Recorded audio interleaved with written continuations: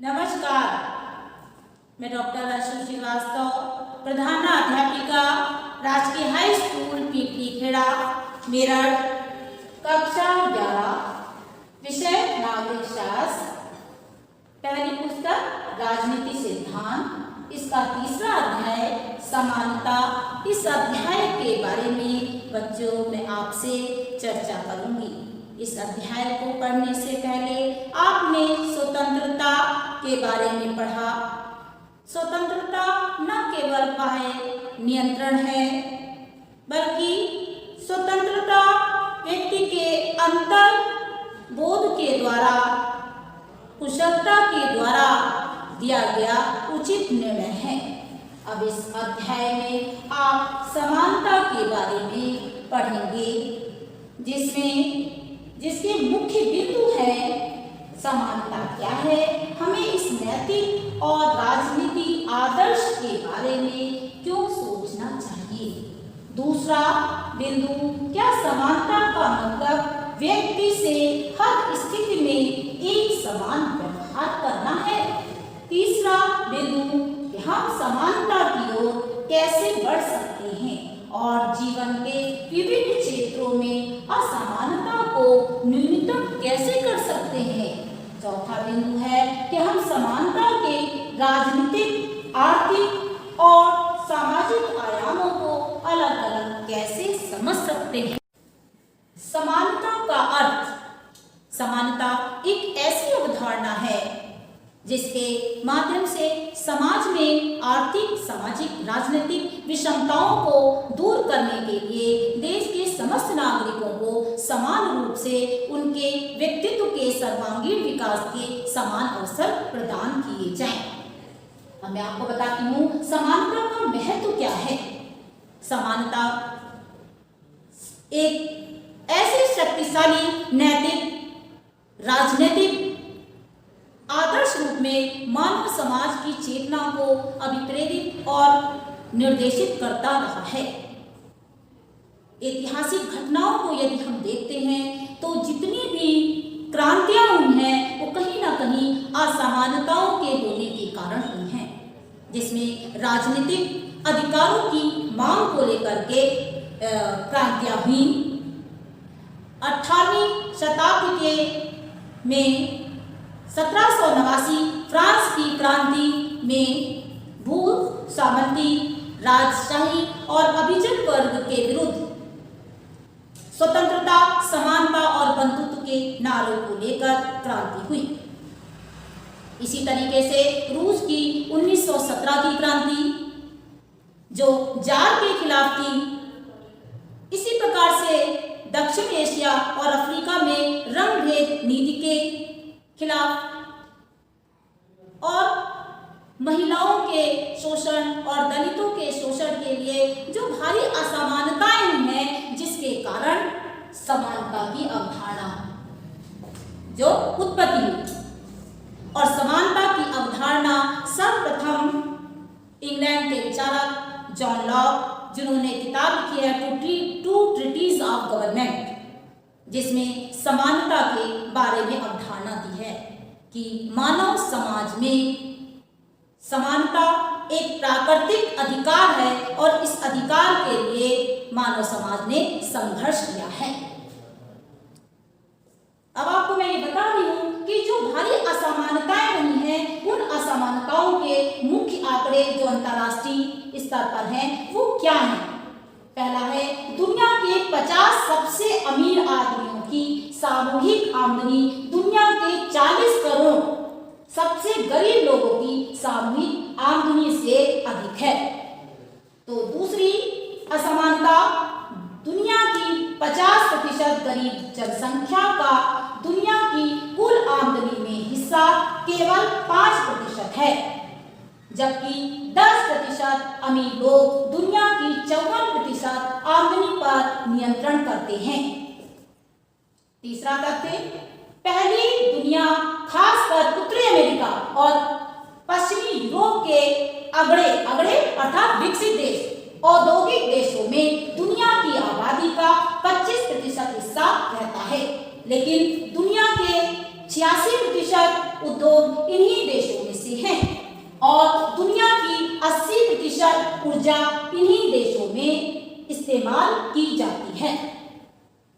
अगर इन अगड़े औद्योगिक देशों के निवासी भारत या चीन जैसे विकासशील देशों के निवासी की तुलना में कम से कम 3 गुना अधिक पानी, 10 गुना ऊर्जा, 13 गुना लोहा और इस्पात तथा 14 गुना कागज का उपभोग करते हैं।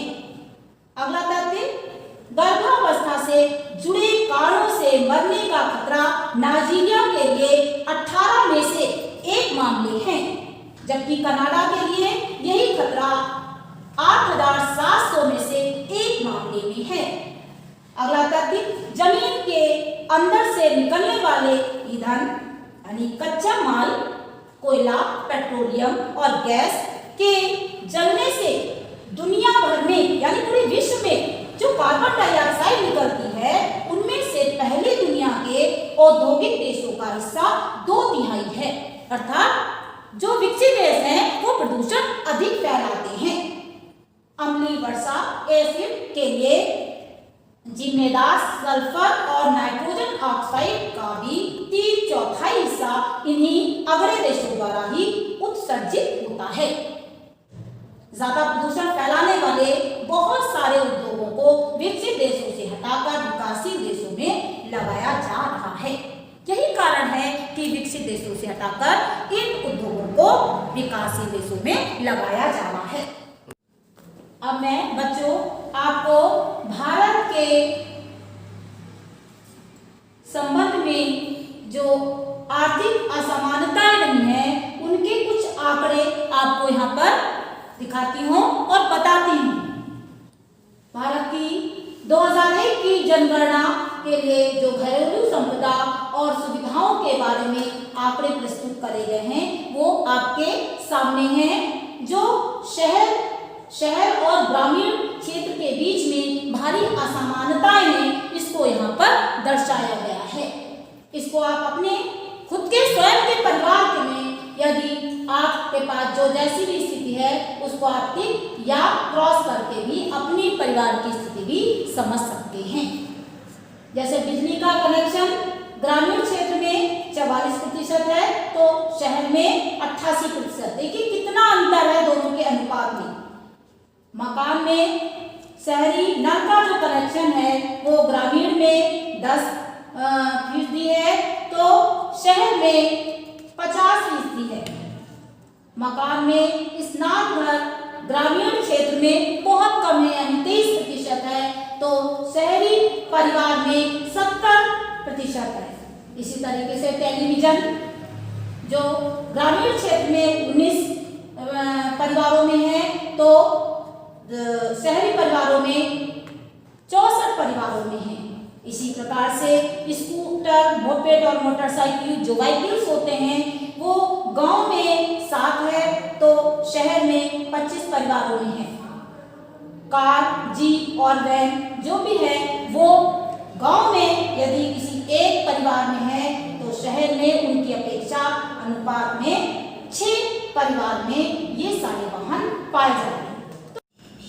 तो आपने जो भारत की जनसंख्या, उनके रहन सहन, शहर और गांव की स्थिति को देखा, उसमें कितनी असमानताएं हैं।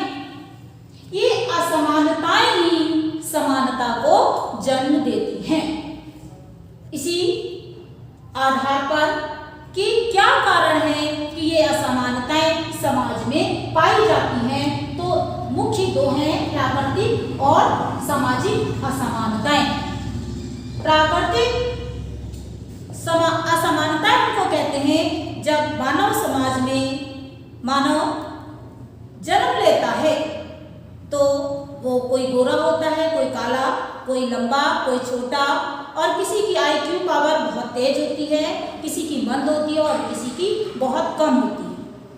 तो शारीरिक विभिन्नताएं यानी असमानताएं पाई जाती हैं, और इसके आधार पर इसका विरोधाभास यानी सामाजिक असमानताएं कैसे पैदा होती हैं कि जो लोग मानसिक कार्य करते हैं, उनकी अपेक्षा शारीरिक काम करने वालों को सम्मान कम दिया जाता है, और उसमें भी और भी वर्ग हो जाते हैं। एक मानसिक कार्य करने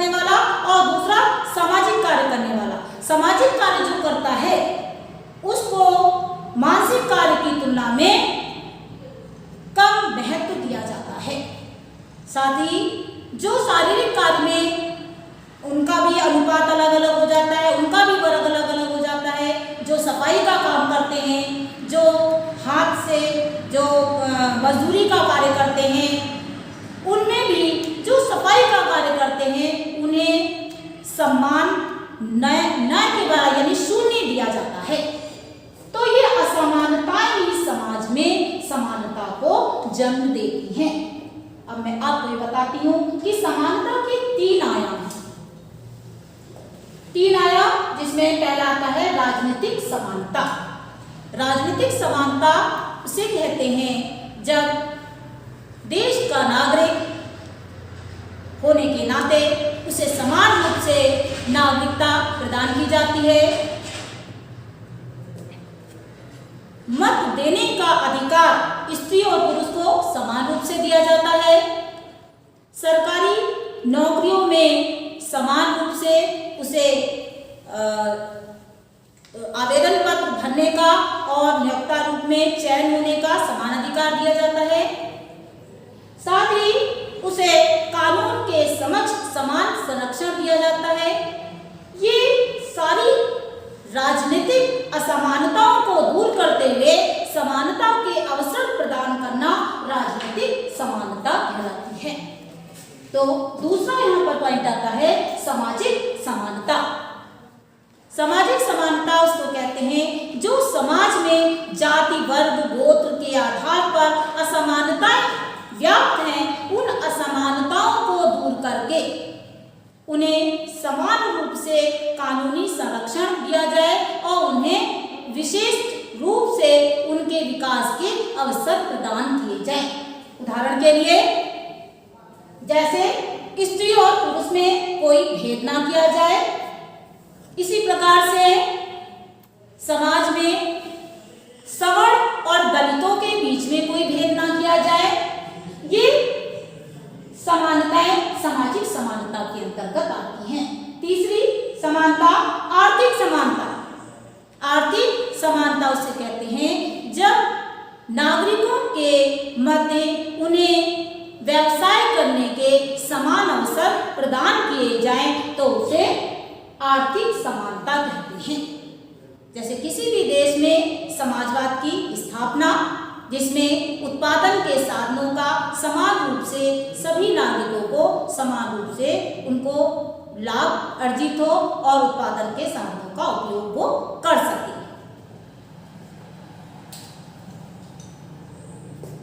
अब ये मैं आपको इस संबंध में बता रही हूँ कि 2 विरोधाभासी विचारधाराएं कैसी हैं। समानता को लेकर के कौन सी 2 विरोधाभासी विचारधाराएं हैं। पहली आती है मार्क्सवाद, तो दूसरी आती है उदारवाद। मार्क्सवाद, कार्ल मार्क्स एक राजनीतिक विचारक रहा है जिसने, आपको बताती हूँ कि पुस्तक लिखी है साम्यवादी घोषणा पत्र, जिसको कम्युनिस्ट मैनिफेस्टो इंग्लिश में कहते हैं। दूसरी किताब उन्होंने लिखी है दास कैपिटल। तो उसमें साम्यवाद के बारे में बताया है कि समाज में 2 ही वर्ग होते हैं, एक सर्वहारा वर्ग और दूसरा बुर्जुआ वर्ग। वह वर्ग जो पूंजीपति है, जिसके पास उत्पादन के साधन हैं, उसे बुर्जुआ वर्ग का नाम दिया, और जिसके पास श्रम ही उसका मूल है उसे सर्वहारा वर्ग का नाम दिया। और उन्होंने जो विचारधारा दी है कि एक वर्ग दूसरे वर्ग का सदैव से शोषण करता आया है, यानी जो सर्वहारा वर्ग है वो बुर्जुआ वर्ग का, सर्वहारा वर्ग का बुर्जुआ वर्ग के द्वारा शोषण होता आया है। यदि सर्वहारा वर्ग विश्व के मजदूर एक हो जाएं और उत्पादन के साधनों पर अपना आधिपत्य जमा लें और उसके बाद समान रूप से उत्पादन के साधनों का सदुपयोग करें तो समाजवाद समाज में लाया जा सकता है। जिसके लिए उन्होंने पहले 4 सिद्धांत दिए: अतिरिक्त मूल्य का सिद्धांत, वर्ग संघर्ष का सिद्धांत, द्वंद्वात्मक भौतिकवाद का सिद्धांत। इन सिद्धांतों के माध्यम से मार्क्स ने बताया कि किस तरीके से समाज में समानता लाई जा सकती है। इसका विरोधाभासी दूसरा सिद्धांत उदारवाद, जो निजी क्षेत्रों में सरकार का हस्तक्षेप नहीं मानता है, जो उत्पादन के स्वतंत्रता चाहते हैं और वो मानते हैं कि यदि उन्हें कुछ विशिष्ट, समाज के कुछ वर्गों को कुछ विशिष्ट उनको लाभ दे दिया जाएगा तो समाज में प्रतियोगिता समाप्त हो जाएगी। तो प्रतियोगिता होने के लिए और समानता को लाने के लिए निजी स्थानों पर पूर्ण रूप से स्वतंत्रता होनी चाहिए, उसमें सरकार का कोई हस्तक्षेप नहीं होना चाहिए और जिससे कि निजी व्यक्ति जो वो कार्य करें उसका लाभ वो स्वयं अर्जित कर सकें। इसी तरीके से दूसरी विचारधारा जो है वो भी विरोधाभासी है, नारीवाद और पितृसत्ता।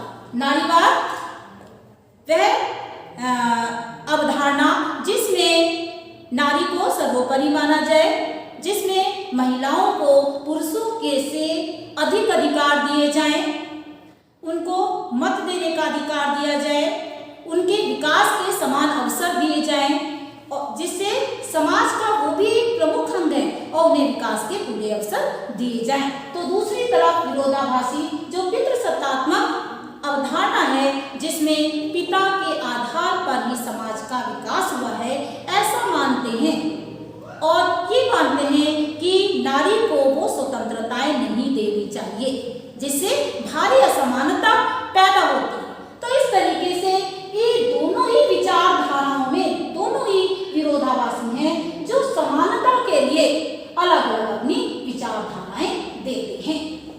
इस आधार पर यदि हम देखते हैं तो समानता के लिए जब तक असमानताएं समाज में समाप्त नहीं की जाएगी तब तक समानता समाज में नहीं लाई जा सकती, जिसके लिए कुछ सुधार की आवश्यकता है।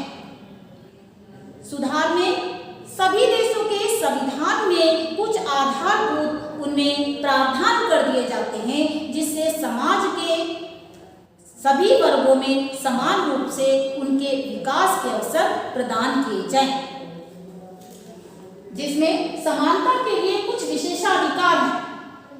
जैसे पहला है राजनीतिक विशेषाधिकार। राजनीतिक विशेषाधिकार में उसको कहते हैं कि राजनीति जिसमें नागरिकों के नागरिक होने का अधिकार, जिसमें पुरुषों के समान महिलाओं को मत देने का अधिकार, जिसमें नौकरियों में संरक्षण का अधिकार, ये सारे अधिकार राजनीतिक विशेषाधिकार के अंतर्गत आते हैं। यदि हम भारतीय संविधान के अंतर्गत देखते हैं तो हमें पता चलता है कि मौलिक अधिकार में हमें ये सारे विशेषाधिकार दिए गए हैं। अनुच्छेद 14 में कानून के समक्ष समान संरक्षण और कानून के समक्ष समान उसको समानता दी गई है। तो दूसरी तरफ अनुच्छेद 16 में अवसर की समानता में सरकारी नौकरियों में सभी व्यक्तियों को समान रूप से आवेदन करने की समानता उसे दी गई है।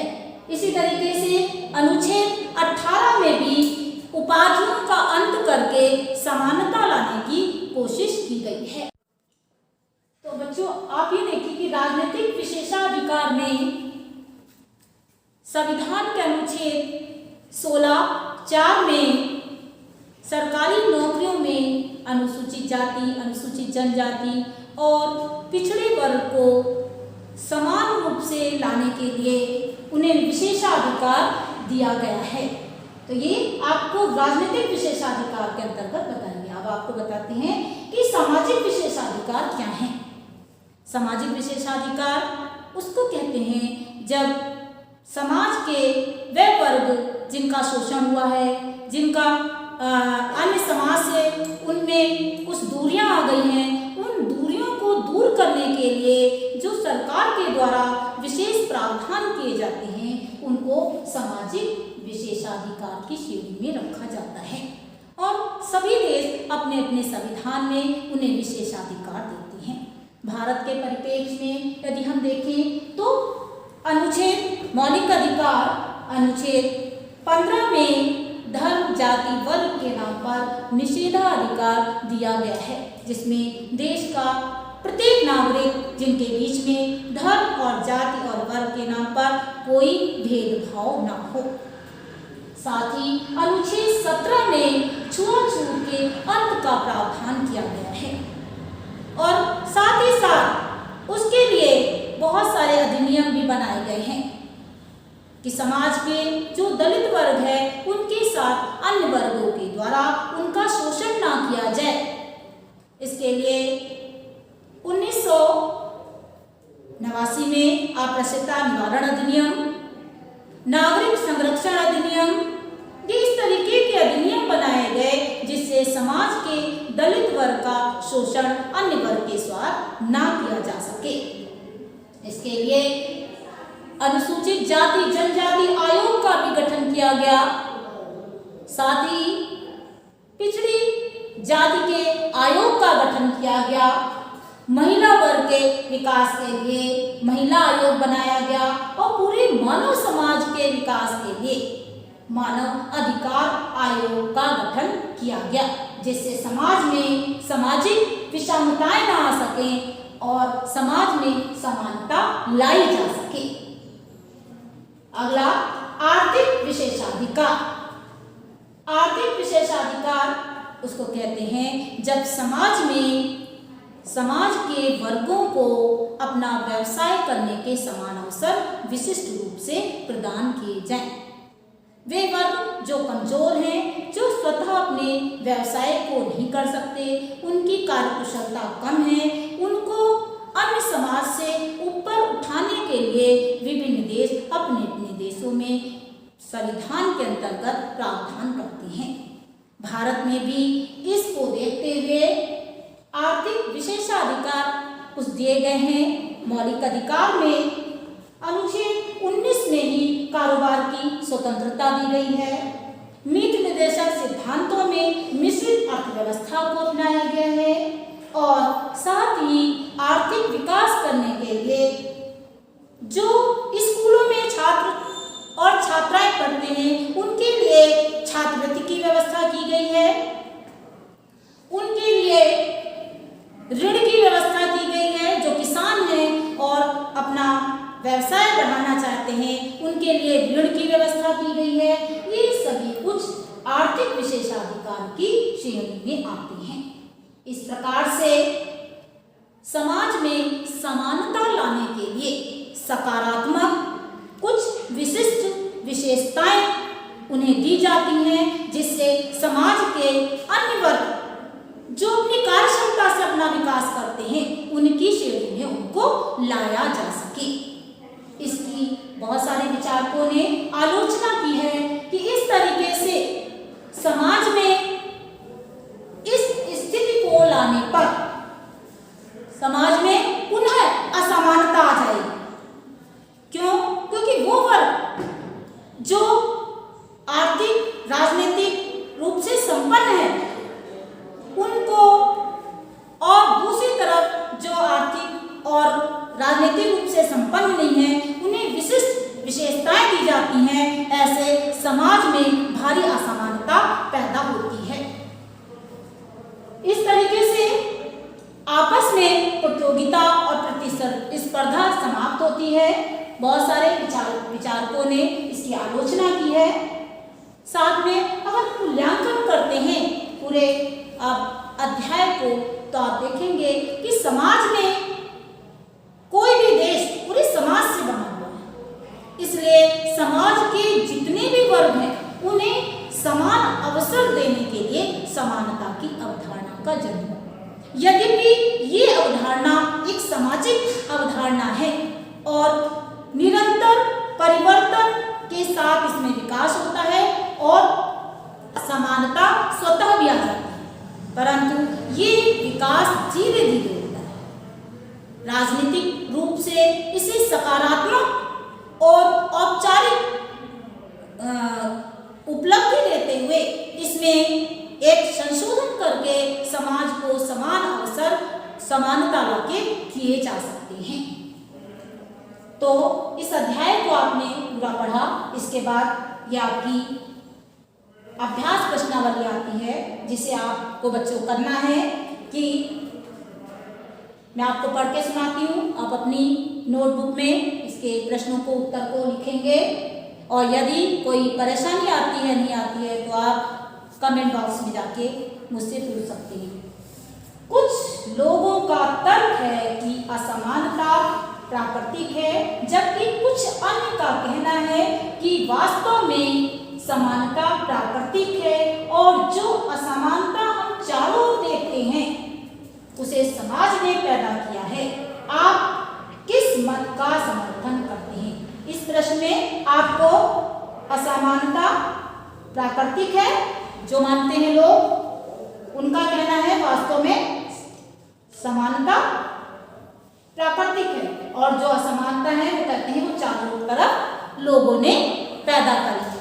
तो यदि आप इसके समर्थन में हैं तो आप तर्क दीजिए, आप इसके मत में नहीं हैं तो आप इसका तर्क दीजिए। दूसरा प्रश्न, एक मत है कि पूर्ण आर्थिक समानता ना तो संभव है और ना ही वांछनीय। एक समाज ज्यादा से ज्यादा बहुत अमीर और बहुत गरीब लोगों के बीच की खाई को कम करने का प्रयास कर सकता है। क्या आप इस मत से सहमत हैं? इसमें भी आपको तर्क और वितर्क दोनों ही देने हैं। अगला प्रश्न, नीचे दी गई अवधारणा और उसके उचित उदाहरणों में मेल करना है, यानी ये जो तीनों दिए हैं इसके हिसाब से पहले के साथ क्या लगता है, दूसरे के साथ, तीसरे के साथ आपने पूरा अध्याय पढ़ा, उसी के आधार पर आपको इसको उत्तर देना है। सकारात्मक कार्रवाई, अवसर की समानता, समान अधिकार, प्रत्येक वयस्क नागरिक को मत देने का अधिकार है, बैंक वरिष्ठ नागरिकों को ब्याज की ऊंची दर देते हैं, प्रत्येक बच्चे को निःशुल्क शिक्षा मिलनी चाहिए। तो इसके प्रश्नों को उत्तर देंगे। अगला प्रश्न आता है जो अंतिम है, किसानों की समस्या से संबंधित एक सरकारी रिपोर्ट के अनुसार छोटे और सीमांत किसानों को बाजार से अपनी उपज का उचित मूल्य नहीं मिलता। रिपोर्ट में सलाह दी गई है कि सरकार को बेहतर मूल्य सुनिश्चित करने के लिए हस्तक्षेप करना चाहिए, लेकिन यह प्रयास केवल लघु और सीमांत किसानों तक ही सीमित रहना चाहिए। क्या ये सलाह समानता के सिद्धांत से संभव है? इसके प्रश्न को आपको देना है। और अगला अध्याय आप न्याय के बारे में पढ़ेंगे।